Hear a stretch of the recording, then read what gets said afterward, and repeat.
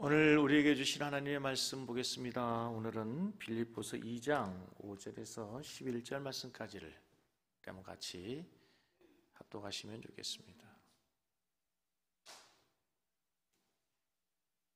빌립보서 2장 5절에서 11절입니다. 우리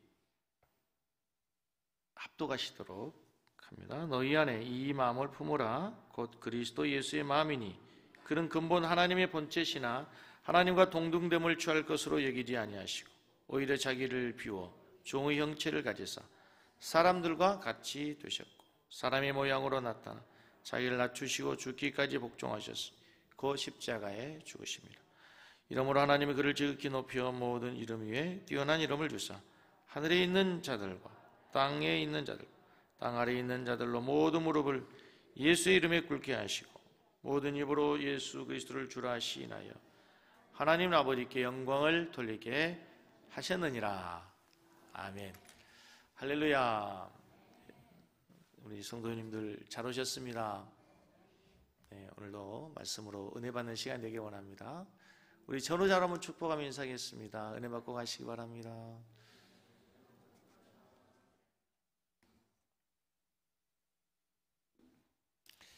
성도들이 교회 와서 이제 교회를 내 교회다, 이 교회에서 내 신앙생활을 해야 되겠다라고 결정하게 되는 그런 중요한 요소들 가운데 가장 중요한 게 이제 역시 예배 분위기, 목사의 설교 뭐 이런 것들 있잖아요. 그 다음에 그보다 더 중요한 게 뭐냐면 성도들과의 교제입니다.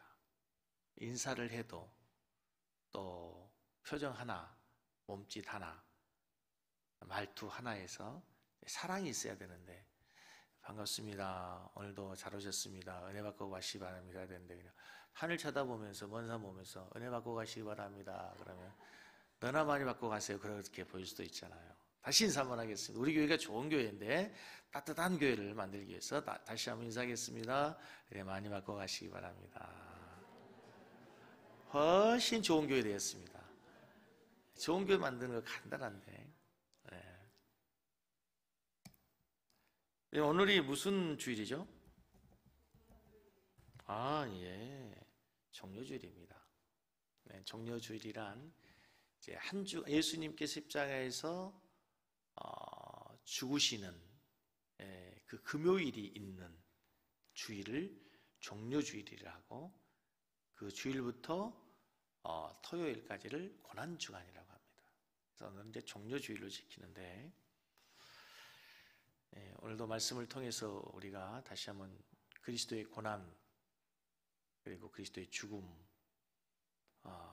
성경적으로 신앙적으로 우리가 다시 한번 잘 정립하고 한 주간을 믿음으로 승리했으면 좋겠습니다. 양계를 하는 어느 분과 오래전에 대화를 하면서 알게 된 사실인데요. 병아리가 이제 알에서 부화해서 4개월이 되면 알을 낳기 시작한답니다. 그러니까 1년 정도 그 닭이 매일 하루에 1개씩의 달걀을 낳는다고 해요. 그때 당시에, 대화할 당시에 달걀값으로 환산을 하면 이 닭이 하루에 먹는 모이, 사료의 양이 35원 정도의 사료를 먹는답니다.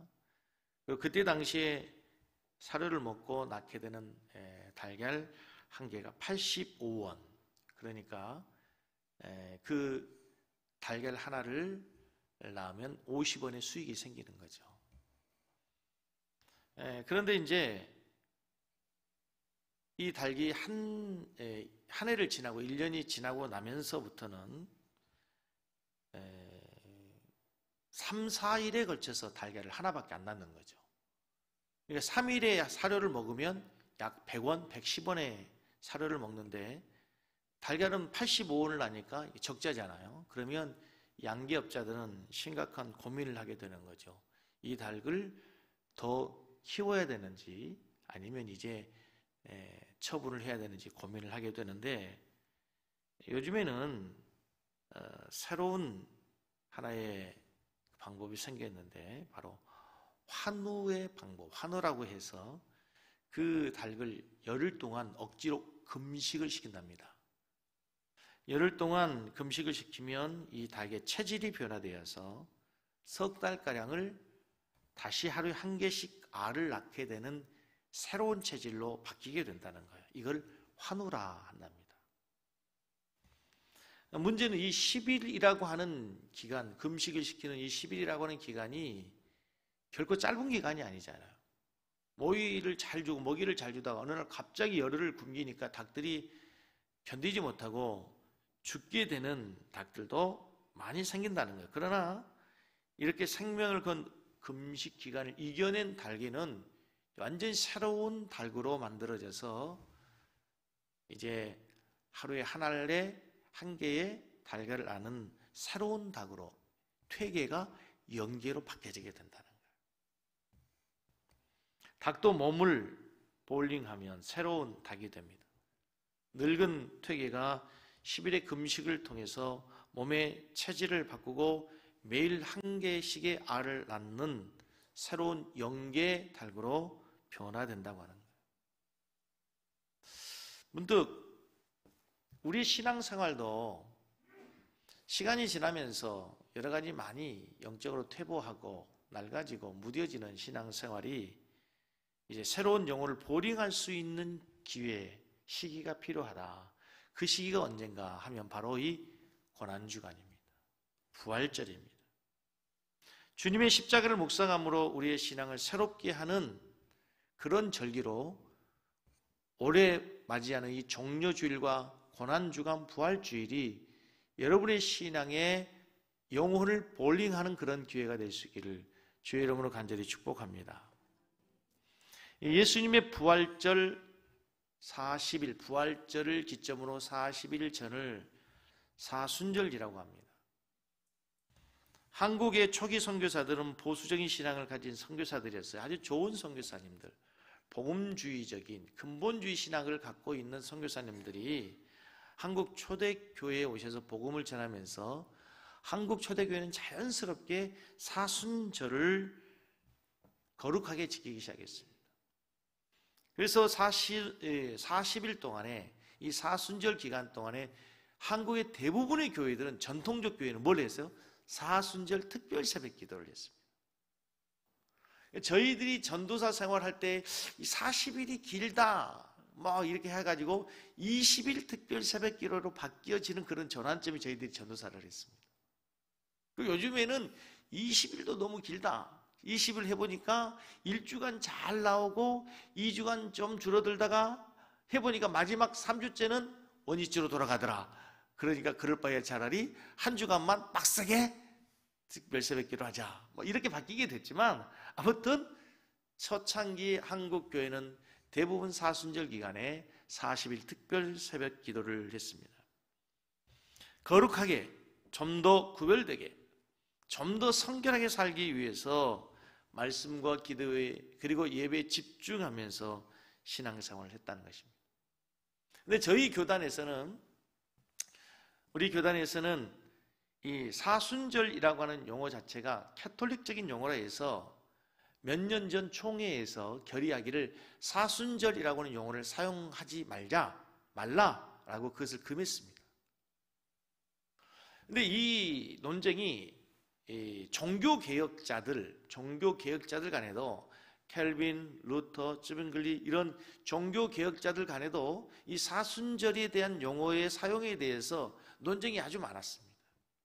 근데 저는 중요한 것은 이 사순절이라는 용어보다도 중요한 것은 그리스도의 고난과 그리스도의 십자가의 죽으심과 부활을 기억하면서 이 기간 우리가 좀 더 거룩하게, 좀 더 경건하게, 성결하게 우리가 주님을 가까이 하고 하나님의 십자가의 사랑을 깊이 묵상하고 깨닫고 우리의 신앙이 새로워질 수만 있다면 저는 용어에 상관없이 대단히 필요하고 중요하다고 생각합니다. 우리가 이러한 기간에 더욱 주님을 사랑하고 가까이 하고 십자가 은혜를 묵상하는 것이 저는 필요하다고 믿습니다. 아멘.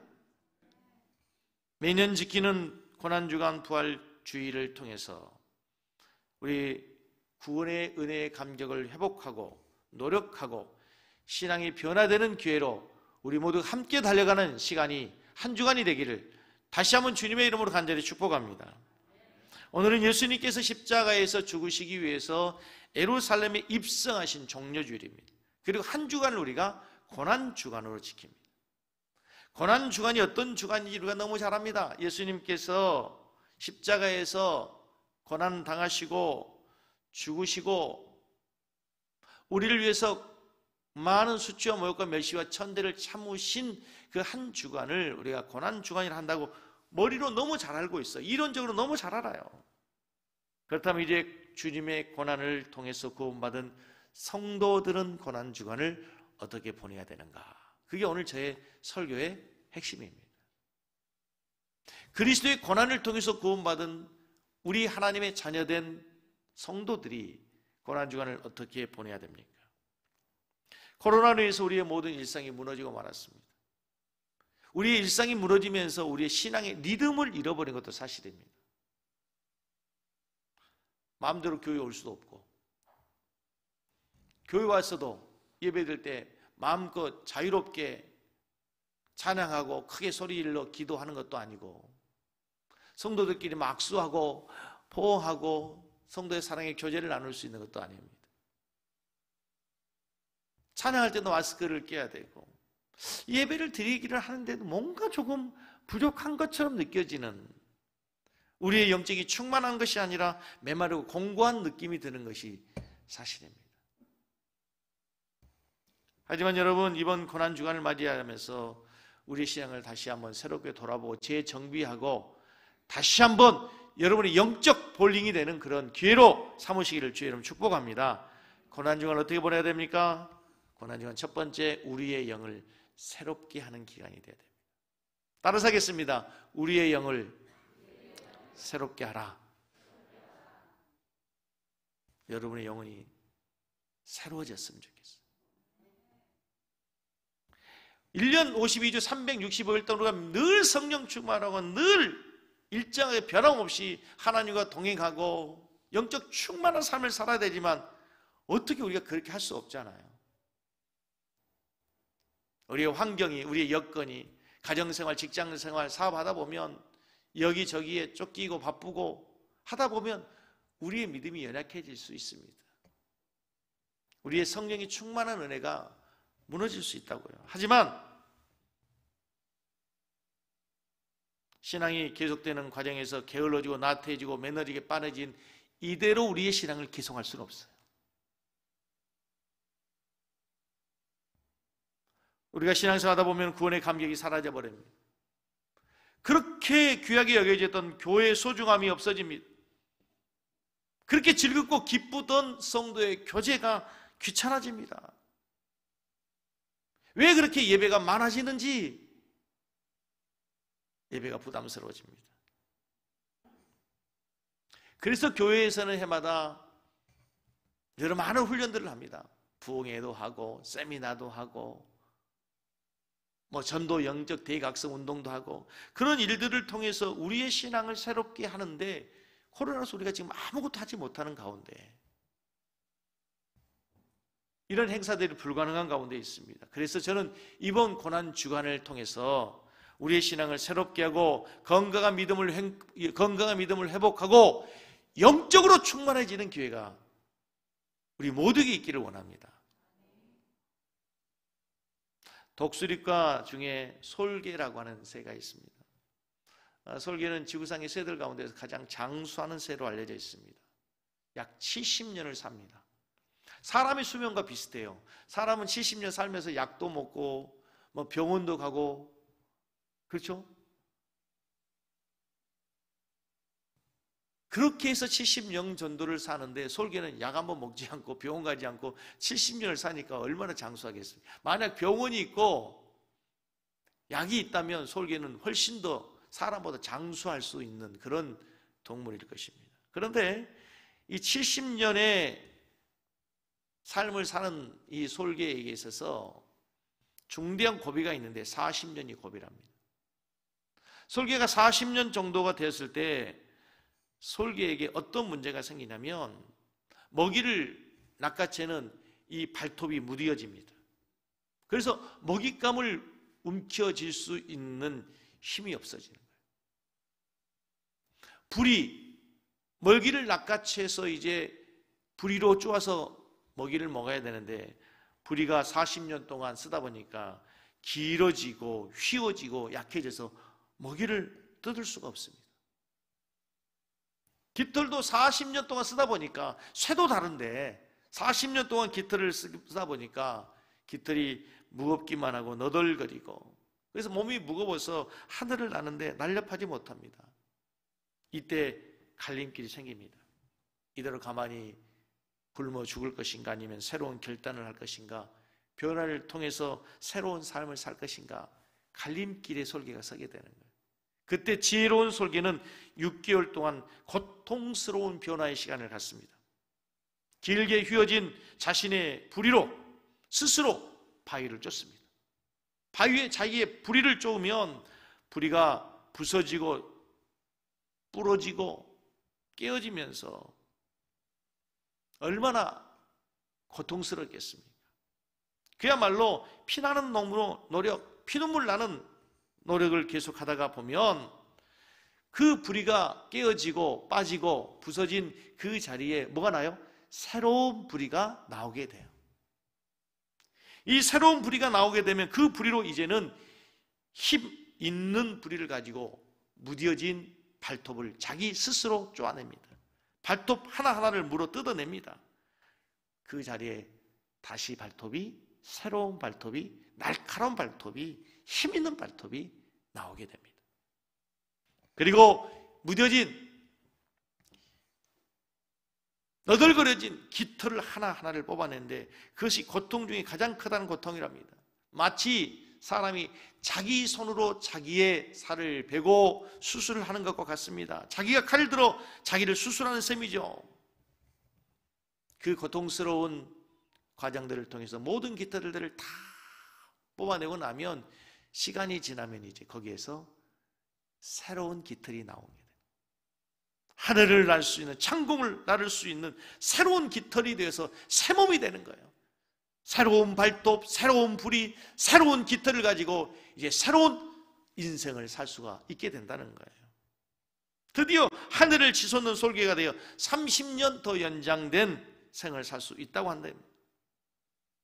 솔개도 자기를 훈련하는 기간을 갖습니다. 새롭게 태어난다는 것이죠. 우리 신앙인, 우리의 믿음의 사람도 우리의 고난주간에, 사순절 기간에, 부활절을 맞이하면서 우리의 영혼이 새로워진 기간으로 삼을 수 있기를 주의 이름으로 다시 한번 축복합니다. 그동안에 우리가 세상에 살면서 영적으로 너무 무뎌져요. 이 솔개의 발톱이 무뎌진 것처럼, 부리가 길어져서 먹이도 먹을 수 없는 것처럼, 이 날개가 너무 낡아서 하늘을 나는데 거추장스러운 것처럼 우리의 신앙이 그렇게 힘없는 모습으로 영적 능력을 상실해버릴 수밖에 없단 말이죠.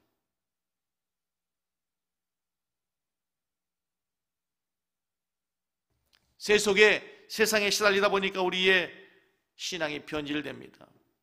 우리의 영혼의 순수함도 깨끗함도 사라져버립니다.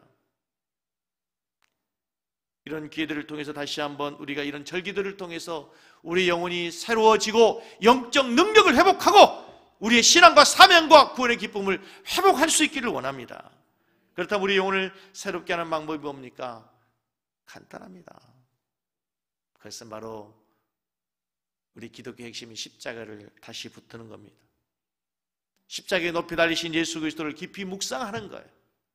우리의 신앙의 모든 출발은 십자가, 우리의 신앙의 모든 결과도 십자가. 결국 우리는 십자가를 통해서 새로운 구원의 기쁨을 회복할 수 있고 사명도 회복할 수 있고 우리의 영혼도 회복될 수 있다는 사실을 믿으시기 바랍니다. 그래서 그리스도를 깊이 묵상하는 시간이 되어야 돼요.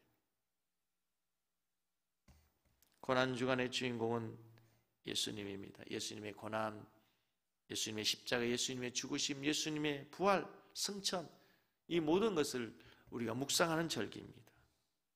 그러므로 고난주간에 우리는 우리 모두가 죄인이라는 사실과 예수 그리스도의 십자가를 통해서 우리가 구원을 받아 죽음에서 생명으로, 멸망에서 구원으로, 지옥에서 천국으로, 어둠에서 광명으로, 저주에서 축복으로 변화됐다는 사실을 다시 한번 기억하는 거예요. 우리가 수요일날 로마서를 강의하고 있습니다. 수요일날 로마서를 강의하는데 사도 바울은 로마에 있는 성도들에게 복음을 전하기를 원했습니다. 로마 교회는 사도 바울이 개척한 교회가 아닙니다. 사도 바울은 로마에 있는 성도들의 얼굴을 한 번도 본 적이 없습니다. 그럼에도 불구하고 그리스도 안에서 아름다운 교회를 세워가고 아름다운 소문이 나고 있는 건강한 교회를 세워가는 로마에 있는 성도들을 향해서 사도 바울은 뭔가를 전하고 싶었어요. 그게 뭐냐면 복음을 전하고 싶었어요. 로마서 1장 15절 말씀에 보면은 사도 바울이 그렇게 로마에 가고 싶었고 로마서를 쓰는 이유와 목적이 나와 있어요. 그러므로 같이 읽습니다. 나는 할 수 있는 대로 로마에 있는 너희에게도 뭘 전하기 원한다? 할 수 있는 대로 나는 너희들에게 복음 전하기를 원한다. 왜 바울 사도가 이렇게 로마에 있는 성도들에게 복음을 전하기 원합니까? 16절 내가 복음을 부끄러워하지 아니하노니 이 복음은 모든 믿는 자들에게 구원을 주시는 하나님의 뭐가 돼요? 능력이 되기 때문에 이 복음에 하나님의 능력이 있기 때문에 나는 너희들에게 이 복음을 전하기 원한다. 그 위대한 능력이 뭡니까? 사람을 구원하는 능력. 우리의 힘으로 할 수 없는 우리의 죄의 문제를 해결할 수 없는 그 인간의 가장 커다란 딜레마 죄의 문제를 이 복음 안에서 우리가 해결될 수 있다고 하는 거예요. 사도 바울은 이 복음의 위대한 능력을 깨달으면서 바울은 자신의 모든 것을 포기하고 어떤 역경과 고난 속에서도 복음만을 전하기를 원했어요. 때로는 배고프고 때로는 굶주리고 태장에 맞고 감옥에 갇히고 죽음의 위협 앞에서도 복음을 전하기를 원했어요. 왜요? 그 복음 안에 하나님의 능력, 인간을 구원하는 하나님의 지혜가 있기 때문에 그랬어요.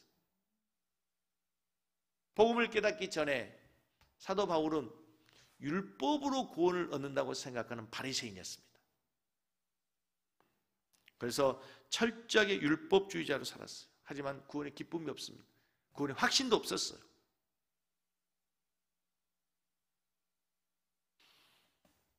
하지만 다메섹 도상에서 예수님을 만났습니다. 자기가 핍박하는 예수, 그분이 하나님의 아들, 그분이 구약의 약속한 메시아, 구원자라는 사실을 깨닫고 깜짝 놀라게 됩니다. 그 예수로 인하여 우리가 구원을 얻고 예수로 인해서 하나님의 자녀가 되고 예수로 인해서 우리 죄 용서함 받는다는 사실을 깨닫고 바울은 놀라운 고백을 하게 됩니다. 내가 이제는 이 복음 외에는 예수 그리스도 외에는 다 배설물로 여긴다. 다 똥으로 여긴다는 거예요. 바울 사도가 갖고 있었던 게 뭡니까? 로마의 시민권. 바울 사도가 갖고 있었던 무엇입니까? 세상에서 가장 탁월한 학문과 지식을 갖고 있었습니다. 명예, 권세. 오늘날 우리 현대인들이 추구하는 모든 것을 다 갖고 있는 거 아닙니까? 지식, 권세, 명예, 권력, 모든 것을 다 갖고 있었지만 바울은 예수 그리스도를 알고 예수 그리스도를 얻고 예수 그리스도 안에 있는 그 복음의 능력을 깨닫고 그 모든 것을 다 배설물로 여겼다는 거예요. 사람의 노력으로 할 수 없는 그 구원을 하나님의 은혜로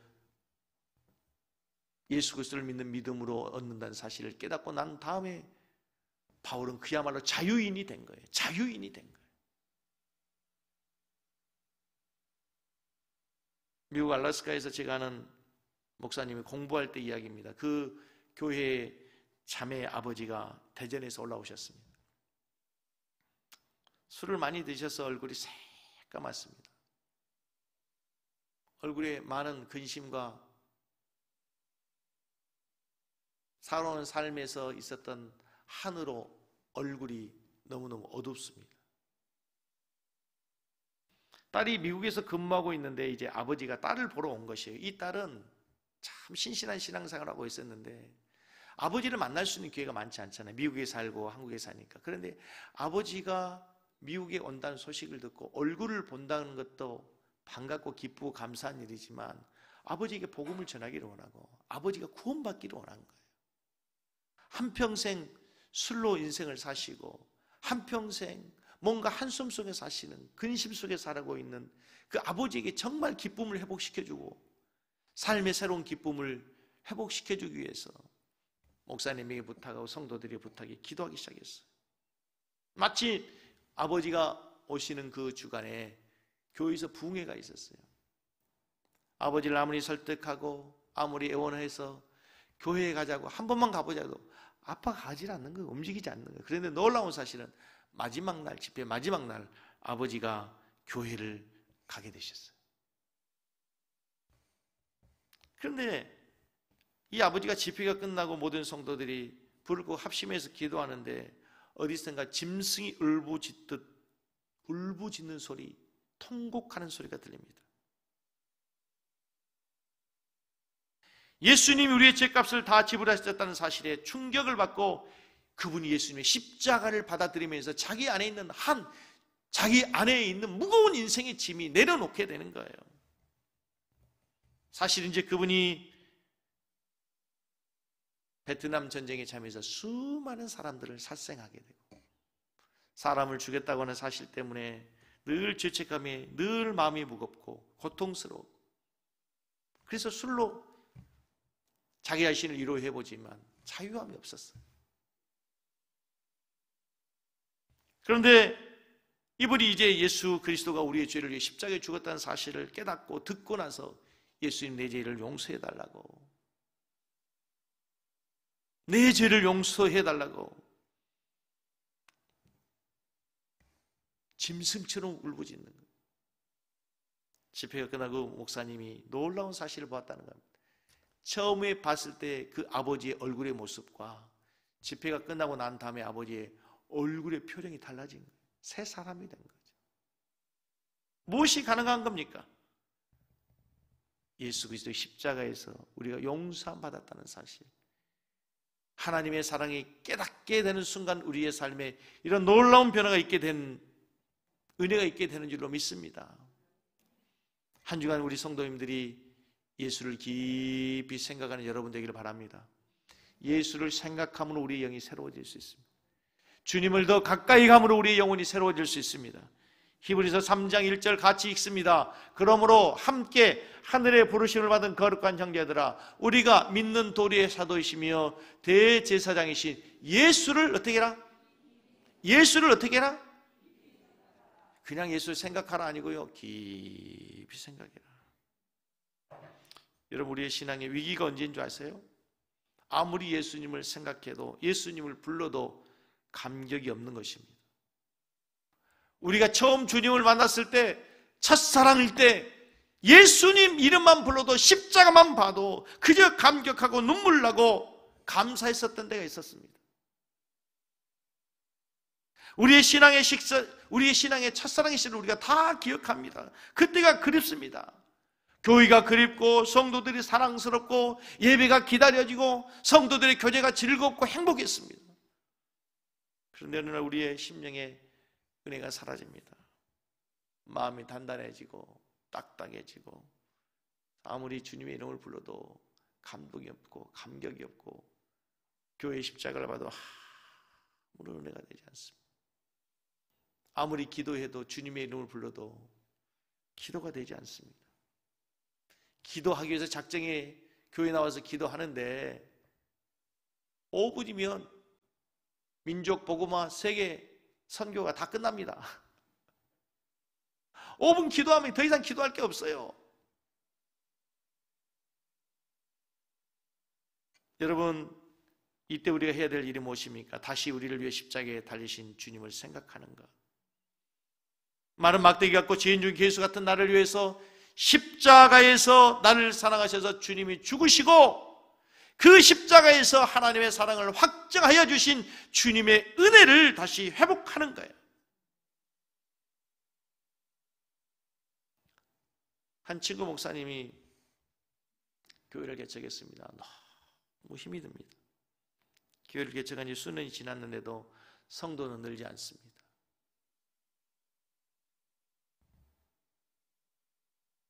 교회 월세 내야 되는 그 월세 내는 날짜는 왜 그렇게 자주 돌아오는지 교회 운영이 너무너무 힘들어요. 어느 날 갑자기 의심이 들었습니다. 하나님 정말 저를 사랑하십니까? 그리고 하나님께 저를 목사로 부르신 거 맞습니까? 하나님께 저를 소명하신 게 맞습니까?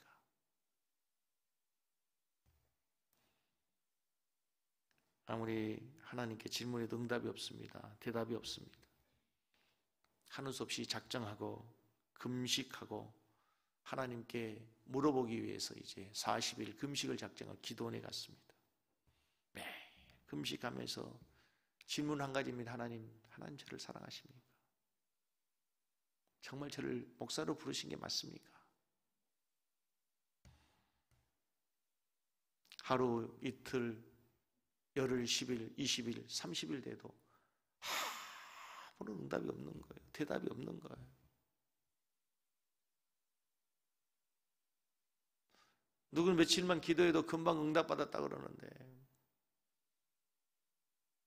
기도원에서 저녁에 예배 시간에 나와서 기도 응답받았다고 간증하는 사람들이 수없이 많은데, 자기는 아무리 금식하며 기도해도 하나님의 응답이 없어요. 하나님이 아무 말씀도 없는 거예요. 40일째 되는 날, 이제 너무 기력이 쇠해서 걷지도 못하고 말도 못하고 그냥 쓰러져 누워 있습니다. 잠이 들었는데 환상인지 꿈인지 저 높은 장대 위에 달리신 한 분이 그 높은 곳에 대롱대롱 매달려서 머리에 가시관을 쓰고 가슴에 있는 선혈이 낭자에 피를 흘리면서 물끄러미 자신을 바라보고 있습니다. 그분이 빤히 쳐다보고 있는 겁니다. 한참은 자신을 쳐다보더니 쓰러져 있는 길이 맥진 있는 자신을 향해 와서 그분이 내려오셔서 안아주시는 거예요. 그리고 말씀하십니다. 내가 너를 사랑한다. 내가 너를 이토록 사랑해서 저 높은 십자가에 달려 있었다. 여러분, 십자가가 무엇입니까? 하나님이 우리를 사랑한다고 하는 증표입니다. 여러분, 꼭 40일을 금식해야 그걸 깨닫습니까? 이미 성경에서 십자가가 우리가 아직 죄인들이 있을 때 하나님께서 우리를 사랑하셔 독생자를 보내시고 우리를 구원하시기 위해서 하나님께서 그곳에 하나님의 사랑을 확증하셨다는 거예요. 여러분, 십자가를 통해서 하나님의 사랑의 음성이 들려지기를 주의 이름으로 축복합니다. 그리스도를 묵상하는 거예요. 그리스도를 묵상한다는 게 뭐예요? 십자가를 생각하는 거예요. 십자가를 가까이 가는 거예요. 여러분, 교회에 나왔다는 것으로 우리 신앙이 다가 아니고 여러분이 주님을 묵상하고 주님을 더 가까이 가시는 한 주간이 될 수 있기를 간절히 원합니다. 세 번째, 고난주간은 신앙의 훈련 기간입니다. 그 회교도들은 해마다 라마단이라고 하는 기간이 있습니다. 라마단이라고 하는 기간에 그들은 철저하게 신앙 훈련하는데 아침에 해가 뜨고 나서부터 해질 때까지 먹지도 마시지도 않습니다. 억지로 금식을 하는 거죠. 해가 져야 먹는 거죠. 낮에 일하면서 그들은 먹지 않습니다. 얼마나 어렵겠어요. 저녁에 먹지 않는 것은 견딜 수 있는데 낮에 먹지 않습니다. 철저하게 금식하고 정해진 시간에 기도하고 나름대로 정해진 철저한 규칙과 율법을 지킵니다. 그렇게 해서 이슬람은 철저하게 신앙의 계대가 끊어지지 않고 이어지고 있는 거예요. 우리 기독교보다도 이슬람 신앙이 훨씬 더 투철하게, 훨씬 더 철저하게 신앙을 지킵니다. 이거 뭡니까? 신앙이 훈련되기 때문에 그렇습니다. 생명을 걸고 자기들의 신앙을 지켜나가기 때문에 그렇습니다. 저는 우리 개혁교회도, 우리 섬기는 교회도 고난주간을 통해서 여러분의 신앙들의 훈련들이 되기를 주의 이름으로 축복합니다. 할렐루야. 고난주간은 절제를 배우는 절기입니다. 그리스도의 고난을 생각하면서 묵상하면서 세상의 쾌락을 즐길 수는 없는 거죠. 아버지의 죽음을 생각하면서, 아버지의 죽으심을 생각하면서 쾌락을 즐길 수는 없는 거예요. 육신의 정욕은 성령을 거스릅니다. 육체의 소욕은 성령을 거스려요. 육신의 생각은 사망이요, 영의 생각은 생명과 평안입니다. 우리가 육신대로 살면 우리는 영적인 열매를 거둘 수가 없습니다. 그래서 초대교회 성도들은 자학이나 고행함으로 육체의 정욕을 다스려 성령을 기쁘시게 해야 된다고 생각했습니다. 그래서 이제 4세기에 들어와서는 수백 명의 고행자들이 세상을 떠나서 이제 은둔 생활을 시작하는 거예요. 세속을 떠나서 산속에 들어가서 수도원 생활은, 그게 수도원주의의 출발이에요.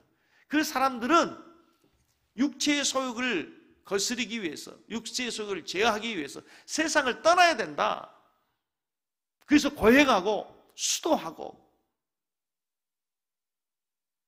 그러나 우리는 수도원주의를 주장하거나 은둔 생활을 하자는 것이 절대로 아닙니다. 오해하시면 절대 안 됩니다. 성경에서는 어디에서도 너희들이 산속으로 들어가라, 세상을 떠나서 너희들이 수도원으로 들어가라, 이런 것이 없어요. 너희는 세상의 빛이고 소금이다. 우리가 신앙을 무장해서 세상을 나가서 복음의 삶을 삶으로, 그리스도의 향기의 삶을 삶으로 그리스도의 편지가 되어서 세상을 변화시켜야지, 은둔 생활이 좋은 신앙의 모습은 아니란 말이에요. 그러나 세상 속에서 세상의 쾌락을 즐기고 세상의 쾌락에 빠지고 세상의 쾌락을 즐기는 것은 우리들이 피해야 될 것입니다. 음식을 절제하고 세속적인 것들을 절제해야 돼요. 한 가지 놀라운 사실이, 여러분, 금식하면 육체는 힘들고 힘이 빠지는데 영혼은 놀랍게 맑아집니다. 우리 영혼은 더 맑아지게 됐어요. 그리고 순수한 영혼에 놀랍게도 하나님의 음성이 들려지기 시작합니다. 도전해 보시기 바랍니다. 경험해 보시기 바랍니다. 아멘이 없습니다.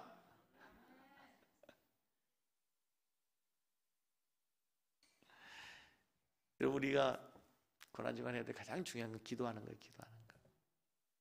예수님께서도 고난주간에 십자가 앞에 두고 겟세마네 동산에서 기도하셨어요. 누가복음 22장 44절, 예수께서 애쓰고 힘써 더욱 간절히 기도하시니 땀이 땅에 떨어지니 뭐같이 됐다고? 핏방울처럼. 얼마나 열심히 간절하게 기도했으면 땀방울이 핏방울이 되겠습니다. 우리 교회도 내일부터 특별 새벽 기도를 합니다. 주보에 보시면 특송 순서가 나와 있고 기도 순서가 나와 있어요. 고난 주간이 되면은 해마다 우리가 이렇게 특별 새벽 기도를 했지만 올해는 더더욱 좀 의미가 있는 기도회가 되었으면 좋겠어요. 코로나로 인해서 우리가 그동안에 교회에서 기도하지 못했습니다. 수요 예배도 온라인으로 대부분 드리고, 주일 오후 예배도 없고, 철야 예배도 없고.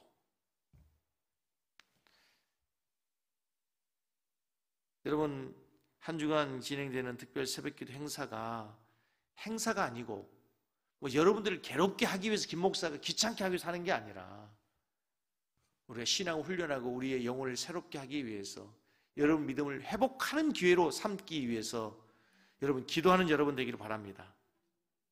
기도하는 여러분 되기를 바랍니다.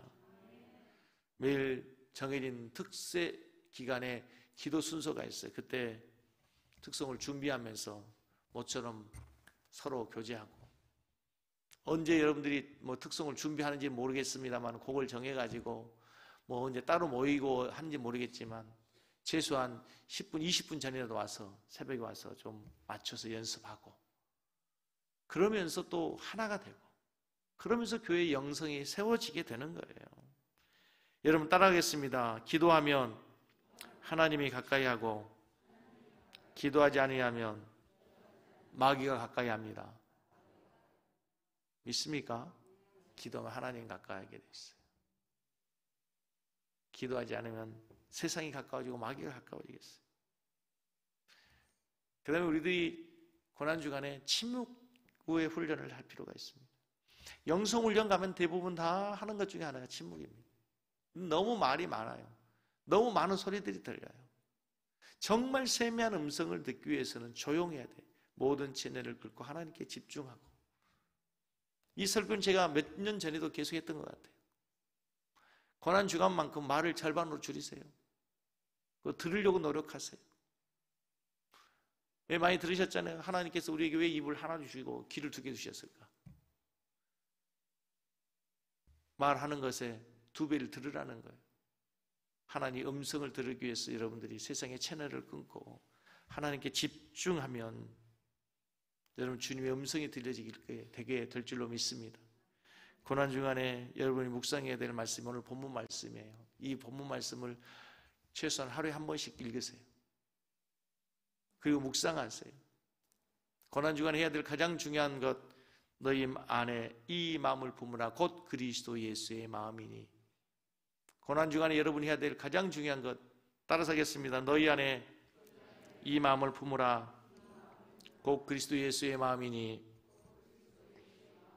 주님, 예수님의 마음을 품게 해주십시오. 예수님의 마음으로 남편도 좀 보세요. 예수님의 마음으로 아내도 좀 보시고. 그렇게 돼서 그런지 오늘 아침에 사모를 보니까 사모가 너무 날씬하고 너무 아름다워 보이는 거예요. 사모한테 왜 이렇게 아름다워졌냐고 그랬더니 너무 좋아하더라고요. 옷이 너무 잘 어울린다고. 예전에 못 보는 옷이라고. 여러분, 예수님의 마음으로 자녀도 좀 보세요.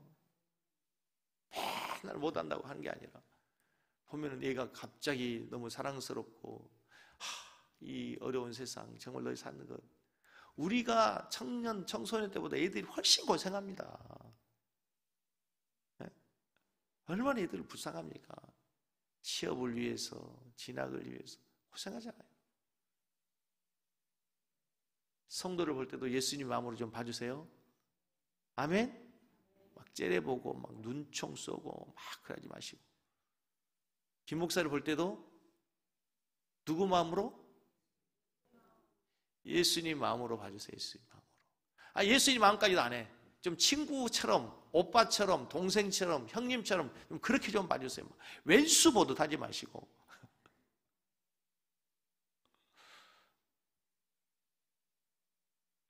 우리 안에 예수님 마음으로 모든 것을 보면 다 아름다워져요. 아름다워져요. 예수님 마음의 가장 핵심이 오늘 본문에서는 겸손이에요. 나 자신심이거든. 하나님이신 그분이, 하나님과 동대음을 취할 것 여겨야 해요. 그분이 나 자신이었어. 겸손이 있어. 요즘 서울시장 선거 한창이죠. 모두가 다 잘났다고, 자기가 적임자라고. 실제로 뛰어난 분들 아닙니까? 안철수, 오세훈, 나경원, 박영선 다 훌륭한 분들 아니에요? 그 안 좋은 것만 봐서 그러지 정말 좋은 것, 잘한 것, 지금까지 살아온 것 보면 대단한 분들이잖아요. 우리가 그렇게 쉽게 함부로 말할 수 있는 그런 분들이 아니라고 생각을 해요. 한 가지 아쉬운 점이 있어요. 그분들에게 예수님의 마음이 없다는 거죠. 그분들이 예수님 마음이 좀 있었으면 좋겠어요. 서로 존중해주고 높여주고 인정해주고 자기 자신을 낮추면 더 높여질 텐데. 자, 아무튼 중요한 것은 우리 성도님들 한 주간 여러분들의 신앙을 훈련하고 주님을 더 깊이 묵상하고, 할렐루야, 예수님의 마음을 품고 한 주간 살아가는 여러분 다 되시길 주의 이름으로 간절히 축복합니다. 우리 한번 찬송하고 기도하도록 하겠습니다.